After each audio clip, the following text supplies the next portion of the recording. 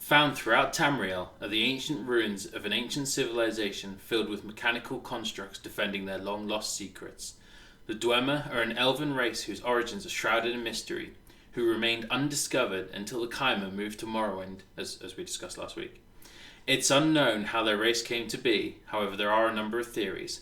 Some people believe the Dwemer separated from the Altmer when the island of Almaris sank in a similar manner to the Maormer.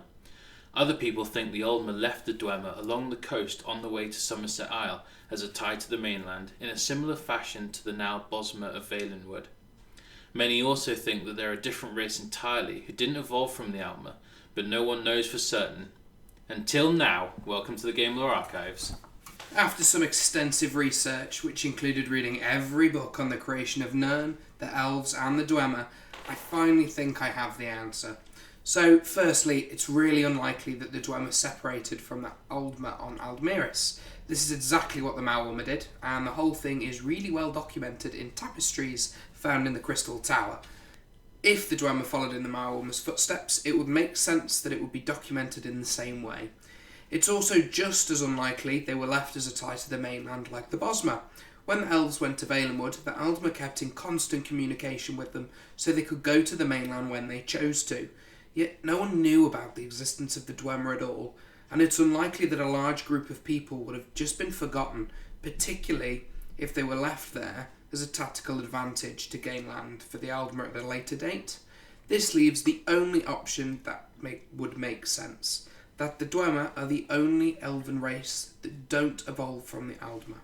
So, using the knowledge that we've already discussed in our previous videos, we can already piece together how that's possible and how the race evolved. We have discussed and mispronounced the Elnafey in the last few episodes, and so I'll only recap the events briefly and hopefully for the last time, but no promises. If you want more information on the relevant bits, just go back and watch our first episode on the series, The Creation of Everything. So, the Elnafey are the progenitor race of everyone on Tamriel, and a large group fell in one place called the Old Elnafey, while the other half was scattered across Nirn and became the Wandering Elnafey. The two groups started a war which split Nirn into separate continents, and the Old Elnafey remained on Tamriel to become the Aldmer. The Wandering were then scattered into different continents to become the various races of man. Now, here's where the Dwemer come into it. Obviously, the land splitting apart was unplanned, so it's highly likely that some of the Wandering Elnafey were left in Tamriel. They should have evolved into a race of man, but instead evolved into elves like the rest of the Elnafey left on Tamriel. This would mean that they are not related to the Aldmer at all, and would also explain why no one's heard of them ever. Please bear in mind that what Daniel just said has no proof. It's only a theory that we feel makes sense. So with that out of the way, I think we should start getting to some of the common theories regarding the Dwarves. As they are a very old race, and rumours seem to have spread. So firstly, let's discuss the Dwemer's name and appearance. The word Dwemer, commonly translated to dwarf, not just by fans of the game, but in-game as well. This has become the accepted name for the race in Tamrelic language. However, that's not what Dwemer actually means. It actually translates to people of the deep. No one knows for sure where the dwarf came from. However, the most common theory is that the giants were the first race to discover and talk with the Dwemer, and they coined the name dwarf based on their own colossal size. In actuality, dwarves look very similar to the Aldmer, and in extension the Altmer. The only major difference between the Dwemer and the other races is one thing. A great big bushy beard. Well, the quote-unquote dwarfs can be seen in the statues found throughout the Dwemer ruins of Morrowind, which are on screen now, hopefully fingers crossed, no bagsies. As you can see, they're not short, just bearded elves. And so that means that the only thing at this point we don't know for certain is their skin colour. Well, we do actually. As we discussed in the last episode in Morrowind, blight clouds infect anything it touches. Well, it just so happens to touch the last Dwemer of existence, and he develops corpus, which main symptoms of which are forgetfulness, which eventually develops into insanity, and large cancerous growths all over the body, eventually twisting people into deformed monsters. The dwarf seems pretty far into it, the growth twisting him into something that looks nothing like the statues we see. However, his golden skin colour is still evident, and the golden pincers are mechanical legs he created for himself, so he could still move when the infection took that away from him. So, the Ray Mace... The Ray Mace? The Ray Mace. So, the elven race may appear similar in looks to the others. However, looks can be deceiving, and the Dwemer are very different from any other elven race. These differences sparked many wars between them and their Chimer neighbours, who viewed the dwarves as arrogant and blasphemous. I won't go too much into detail about the Chimer, as we discussed them last week, but I strongly suggest you pause this video and go and watch that one, as the two races' history are strongly intertwined. The Chimer worship 3 Daedric Princes, and are possibly the most religious race on all of Tamriel. Every other race acknowledges the power of the Aedra or Daedra in some form, but this is not the case for the Dwemer, whose inquisitive natures led them to test the divines constantly. Joe's just going to read a clip from a book called Azure in the Box to show you an example of this defiance. Well, am I? You are. Excellent. So, as narrated by Joe, next we'll do the Lusty Argonian Maid. Sweet. Azura, you are the goddess of dusk and dawn, and all the mysteries therein, said... Are you fucking bellend? What kind of word is that? And Calibar.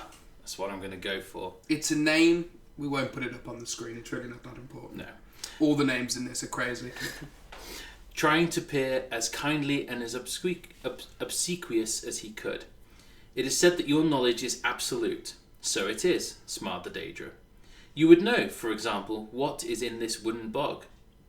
Wooden bog? Is he on the loo? You would know, for example, what is in this wooden box, said Nkilbar. Azura turned to Athenic, her brow furrowed. The priest was quick to explain, Goddess, this Dwemer is very wise and a respected man. Believe me, please, the intention is not to mock your greatness, but to demonstrate it to the scientist and to the rest of this skeptical race. I have tried to explain your power to him, but his philosophy is such that he must see it demonstrated. If I am to demonstrate my might in a way to bring the Dwemer race to understanding, it might have been a more impressive feat you would have me do, growled Azura. She turned to look at Nkilbar in his eyes. There is a red petalled flower in the box. Nkilbar did not smile or frown. He simply opened the box and revealed to all that it was empty. Very nice. Now, it's a bit of a long-winded book, so that's just a passage, but Azura basically gets really pissed off and vanishes in anger. This is the worst possible thing she could have done, as her reaction showed the Dwemer that she had fallen for the deception, which then showed that scientist that they could be tricked. It was possible. Wrote a script so you didn't have to say the name A. No. What's the scientist called again? Yeah. So, the scientist then rationalised that if they can be fooled, they couldn't possibly be divine. And this reasoning had a huge knock-on effect, causing the Dwemer to consistently break rules and boundaries put in place by the Aedra and the Daedra, which caused constant and ongoing hostilities between the races. The Chimer viewed this as a personal insult to their very way of life. It was also perhaps this trick that caused the Dwemer to have an alternative view on magic. Every other race knows how to use magic and wields it. Most of their medicinal practices use spells or magic potions, and it's been needed for their survival against the oblivion portals and dragons of recent years. And we're classing shouts as magic in this. If anyone watching disagrees, please go outside and try and scream at a car until it flies over a building. And if you can't, it's classed as magic. Now, it's not shown in-game nor stated anywhere as concrete, but it's not a big assumption to make that every race relies on magic for their day-to-day lives, given it's needed for war, healing, and so on and so forth. as they are pretty important things. However, the Dwemer did not rely on magic to get by, instead opting for the use of technology, engineering, science, mathematics. The race mastered steam and geothermal power using the Red Mountain's lava reserves. Steam power aided the Dwemer in many of their creations, inventions and traps, as well as most of the enemies you can find in the ruins. This includes the larger constructs such as the monstrous centurions and the mechanical observatories. The most famous, of course, being the Ari, which the Mages Guild use in the Imperial City. So, for most of us, that'll be the locked door that you didn't get to see what was behind, as it was an Xbox-only exclusive DLC. Which I had. So, it was good DLC, actually. It was good. Sorry, guys, for those of you who didn't have it. We'll put a video or something on. What makes these inventions even more impressive is the fact that they are still fully functional all these years later. Up until, of course, you come up and smash them into small pieces. And that no one has managed to replicate this kind of technology, which demonstrates just how advanced they were as a race compared to others. You can see another example of the Dwemer's construction skill while in their ruins. Their cities were constructed and designed in a mathematical way, using well-calculated designs based on their angular lines. It is these designs that have allowed the structures to stay standing for so many years. And just to confirm, that was a mathematical way. So, the power to transfer movement and life to a thing that's been built was repeated time and time again by the Dwarves, a practice commonly viewed by outsiders as defying the very will of the gods. People are still not sure if it was skill and knowledge alone that allowed them to create such advanced buildings and creations, or if they imbued everything with a special kind of magic. The most logical explanation was that their constructs were powered in some way by a magical stone that would later be discovered as Lorcan's heart. Which we will discuss later on again. So it's important to note that as scientifically orientated as the Dwemer were, they did have their own forms of magic, just they didn't rely on it like the other races. The most common ability all Dwemer seem to have been able to use is known as the Calling, which is most easiest to describe as a telepathy between the races, which allowed one member of the race to communicate with any other members over vast distances, so as if they were next to each other. This is a rare ability to process, and again, we may never know if it was an innate racial skill, a trait that they learned, or again, if it was the close proximity to Lorcan's heart that gave them this power. So now we have a better understanding of who the Dwemer were, we can start to discuss their history. Next to nothing is known about the early period of their race's history, so we'll start in year 113 of the First Era, where King Harold of Skyrim starts to kill the Snow Elves of Skyrim.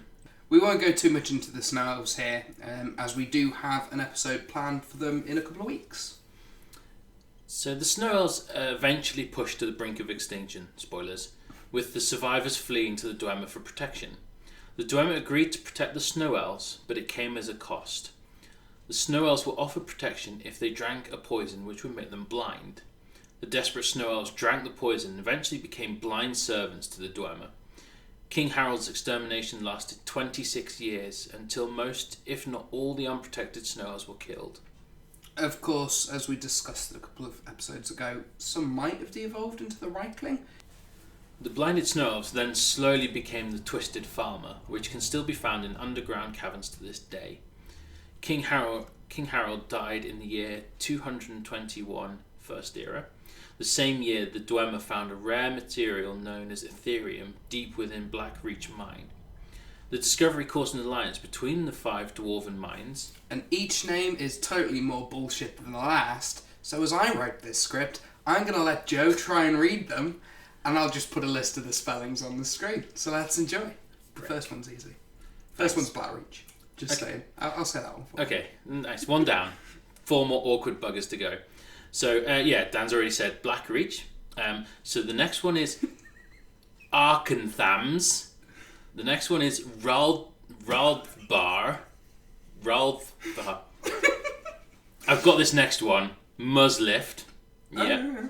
And Betharza. There's not enough vowels in these words. That's the problem. Too many Zs. Each mine had a different purpose, and between them they eventually created the Ethereum Forge. This alliance did not last, however, and 2 years after the Forge's completion, the 4 mines started arguing over the rights to the Forge, and the Ethereum Wars began. This war carried on for many years, and in the First Era, year 241, King Gelia of Skyrim used the infighting to his advantage and conquers the 4 weakened Dwemer states. With King Gelia's rapid expansion throughout Morrowind, the Dwemer and the Dwemer finally created the first council. Council. Formed to unite the two races as a single political and cultural entity, allowing them to fight off the Nordic invasion. After the council formed in year 416 First Era, the races combined their military forces and quickly destroyed the Nordic invaders, resulting in both armies regaining their last land, and the defeated Norns leaving humbled. It is interesting to point out, however, that although the Dwemer had their mines and their forge back, the Ethereum project was abandoned for unknown reasons, probably because of the infighting. The first council lasted hundreds of years until year 668 in the First Era. This is an impressive feat as the races are so vastly different from each other, but it was not to last, as the Dwemer eventually discovered the Dwemer's use of Lorcan's heart. It's not known when exactly the Dwemer found the magical stone in the Red Mountain, or how often they tapped its power. Maybe they discovered it right at the beginning of their race, and used its power to create their steam inventions. We may never know the truth of what happened. We only know that eventually, the Dwemer engineer named Kagaranak eventually identified the magical stone as Lorcan's heart. Lorcan is of course the Elnathy that tricked the others, or convinced them, depending on how you look at it, to create Nirn, who then cast him down as many had lost their powers, seeing it as a betrayal. This discovery led to Kagaranak starting 2 projects. The first was to forge 3 tools that he would use on the heart to extract the exact amount of power he required. The first tool forged was Wraithguard, an enchanted gauntlet that would protect the wearer from being destroyed while tapping into the heart's power. The second was a hammer named Sunder, which would strike the heart and extract its power. The final tool was named Keeling, a blade that can flay and focus the power that had risen from the heart. The power they extracted would then be used in his second project, the construction of the Anumdium, a brass god they could build themselves. So the dwarfs have the heart of a god in their bedroom and appreciate it's the god's powers so much that they try and build their own god, as they don't believe in the current gods? Something like that, yeah. Anyway, the construction of the god was seen as blasphemous, of course, by the religious Dwemer race, and it was the tool's construction that made the first council fall apart, ending the alliance and starting the War of the Red Mountain in First Era, year 700. The next bit should be known to anyone who watched the last video, as the Dwemer did not manage to prevent the tools being used. However, using them was the Dwemer's downfall. When Kagaranak struck the heart with the newly forged tools, the Dwemer vanished from the face of Nirn, never to be seen again. Now, what exactly happened to the Dwemer is not known. The only clue we get is what the last dwarf tells us in Morrowind. I will go through a couple of the theories that we think that happened, but they could be completely wrong. And we would obviously love to hear what you guys think happened in the comments. We did also ask Reddit what their theories were, reliable as they always are, and they did have loads of ideas, to be fair. And we'll leave a link in the discussion in the description, because if it's interesting, you should if you're interested in it, then you should definitely check it out. So, as I say, we'll kind of go through 3 theories. 2 are mine, which is a toss-up between, and 1's Joe's. So, I think that the most likely theory is that Kagaranak never actually managed to use the tools, even though we all think he did. I think he tried to, but the second that, just the literally microsecond before the tools hit the heart, Aedra snatched the entire race and trapped them into oblivion. So, as we know from last episode, Aedra detested the idea of the brass god, and it encouraged the Dwemer to go to war to prevent it happening in the first place. It was also conveniently Aedra that they tricked, as Joe narrated earlier, and I can't see her just vanishing and letting it go unpunished. Daedra aren't the most, nicest person ever. There's also a small bit of dialogue in Skyrim that backs this theory up. So in Marthal you can find someone called Valian. My talents are much needed here in order... I know many things. I've studied things beyond the reach of most humans.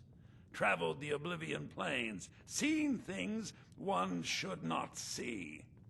I have met Aedra and Dwemer, and everything in between, and I know enough to see a vampire where others would see a man. Whatever. So maybe this is one of the trapped Dwemer who has escaped Azura's grasp. It also makes sense, as the Tribunal, who didn't even make the tools, managed to use the tools successfully, gaining godlike powers without their entire race disappearing. Cagnarak was the creator, and he should have had a far greater understanding of what happened in the tools than the Tribunal ever could. So I think they've just been robbed by Azura and trapped in Oblivion.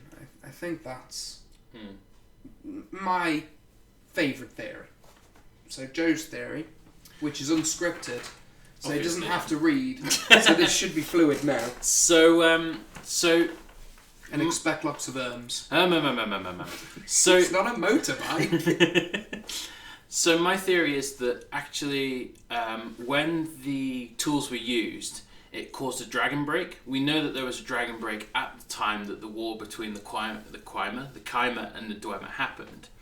And when a dragon break happens, what often happens during a dragon break is that all possibilities of the events can happen. So, for example, it may very well be that the Dwemer successfully struck the heart, and it elevated them onto the planes of godhood. It may very well be that they were just flung forward in time to a later date, similar to when the Nords pushed Arduin forward. Or it may very well be that the tools were never used, and that the Kaimer managed to kill the Dwemer. The problem with dragon breaks is with so many conflicting sources and so many different outcomes happening, we don't really know. But I think that actually what's happened is kind of all of it happened all at once. Yeah. So you kind of touch on the rest of the script, to be honest. So the other theory that I've got written down is the Dwemer launched themselves forward through time. It has been done before when the Nords transported the dragon Alduin, Audwin, Audin. Alduin, however it's pronounced. There isn't much to back it up, to be fair, but there never is with a dragon break, and it would also allow the developers to bring the Dwemer race back in a future game, either as an invading force or a playable race, or as a story arc. Fingers crossed. Yeah. Of course, we may never ever know what happened, and every theory could be correct at the same time, as it was a dragon break. The only thing that really goes against this is that while the Tribunal were gods, they did try and look for the Dwemer, and they couldn't find them in any of the realms they can search in. So they're very far away wherever they went. And just to briefly cover, a dragon break is an event that happens a few times in the Elder Scrolls universe. And when a dragon break occurs, time literally breaks, and all possible conflicting events and timelines happen all at once, with limited documentation on each one. It's a neat way for the developers to let all of the multiple endings of their game to be the canon one, but it also makes these episodes so much harder to research. Thanks, Bethesda. Thanks.